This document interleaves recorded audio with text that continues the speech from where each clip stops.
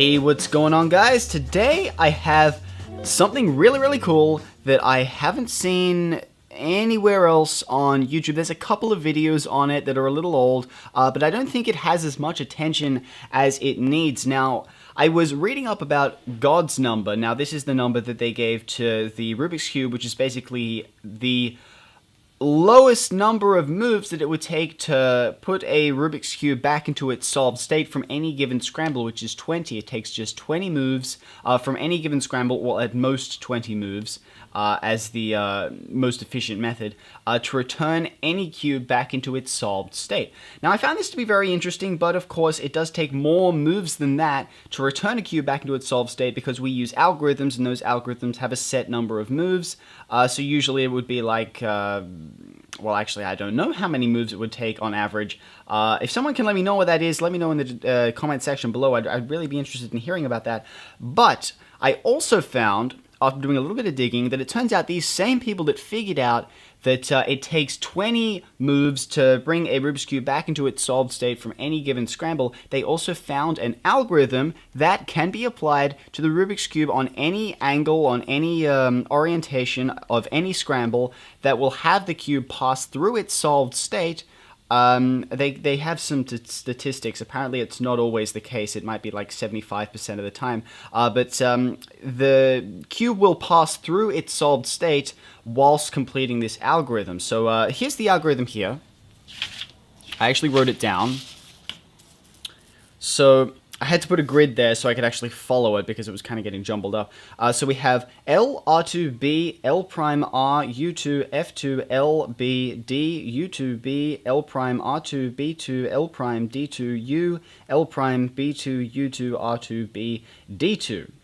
Long algorithm, 25 steps long, but this algorithm, if applied to any scrambled cube on any axis or any orientation, it will turn the cube back into its solved state. So let's give it a try. So I got a cube here. I'm just going to give it a scramble because I don't have a scrambler here right now. And I think that should be good enough. Alright, so let's just give this a try and see where it ends up. Okay, so let's try the algorithm. So let's do L, R2, B, L prime, R, U2, F2, L, B, D, U2, B, L prime, R2, B2, L prime, D2, U, L prime, B2, U2, R2, B, D2. And there you have it, back into its solved state, which I think is rather interesting. I've been messing around with this all night, and I was pretty surprised to see that it actually works. That's actually a very rare case where you get right to the end of the algorithm. Usually, it will pass through its solved state at any given point on this algorithm, so you could probably get like 9 or 10 steps in. Usually, it's around 14, 15 that the puzzle will be solved. Just to prove that this works, I'm going to do it again. So let's just do another scramble here. You can try this at home. You can try this at home right now. If you have a Rubik's Cube, then you can give this a try yourself. If it's already scrambled, then you can follow along with me and give this a try. So let's just do a load of scrambling here. Okay, so that looks pretty good. So let's give this another try. So L, R2, B, L prime, R, U2, F2, L, B, D, U2, B, L prime, R2.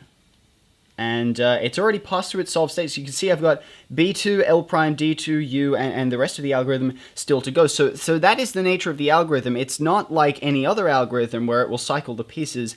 The cube will pass through its solved state along this algorithm. Now this, they have some statistics with them. I haven't been able to find them, but basically if you get to the end of the algorithm and the puzzle hasn't been solved, then all you had to do is go full circle and just continue with the algorithm from L all the way through. And usually by the second time, sometimes it happens, you'll have to go through it a third time. But basically, if you just continue following this sequence, the cube will pass through its solved state whilst performing this algorithm. Okay, so the reason that it does this, I'm not entirely certain, but basically this algorithm has been built on statistics. Statistically, what is most likely to bring two pieces together? And this is just based on all of the other algorithms that are out there floating around today, all of the OLL, all of the PLL, all of the F2L algorithms. They all come together, and statistically, with this sequence of notations, you are more likely to get a, to bring just a couple of pieces together, so it will bring 2 or 4 pieces together. And the reason that it solves the puzzle is because at some point in this process, these clusters of pieces will line up into their solved state, which I think is rather interesting. Now, I don't understand the entirety of it. If you understand this more than I do, then please provide a detailed explanation below, because I am not, set up for explaining this kind of stuff. I don't have my head kind of wrapped around it. But anyways, hope you guys found this video informative. Give this a try for yourselves. Thank you guys for watching, and I'll see you all next time.